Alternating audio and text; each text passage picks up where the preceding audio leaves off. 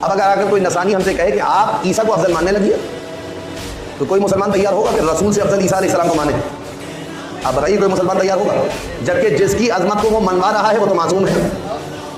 توجہ رکھیے گا، جس کی عظمت کو عیسائی منوانا چاہ رہا ہے تو ایک معصوم کی جگہ دوسرے معصوم کی عظمت کا قائل کروا رہا ہے نا.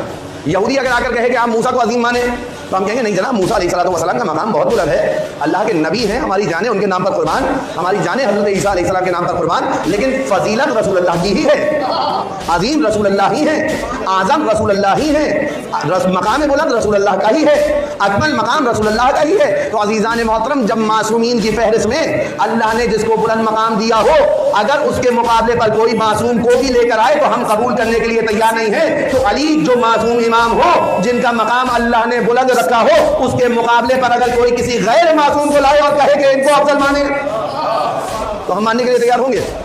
آپ بتائیے، عقلی بات ہے نا. عیسیٰ علیہ السلام تو معصوم تھے، نبی تھے، رسول تھے، صاحب کتاب تھے، صاحب شریعت تھے. رسول اللہ بھی رسول تھے، رسول ہیں، نبی ہیں، صاحب شریعت ہیں. بس جب ہم یہاں افضلیت کے قائل نہیں ہو رہے، ہم تو وہ مکتب ہیں کہ جو قرآن و حدیث میں بیان کر دیا گیا نا، ہم اسی کو اختیار کریں گے، ہم اسی کو بیان کریں گے. ہم رشتہ داریوں کی بنیاد پر نہیں بنا.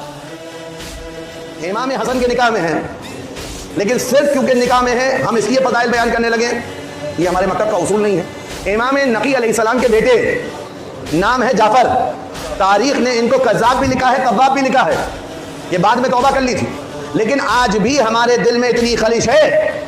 بلا فضل فرزند ہیں امام کے، لیکن کیونکہ امامت کے مقابلے پر آئے ہیں ہم ان کو قبول کرنے کے لیے تیار نہیں ہیں. تو ہمارے مکتب کی بنیادیں رشتہ داریوں پر، دوستیوں پر استوار نہیں ہیں.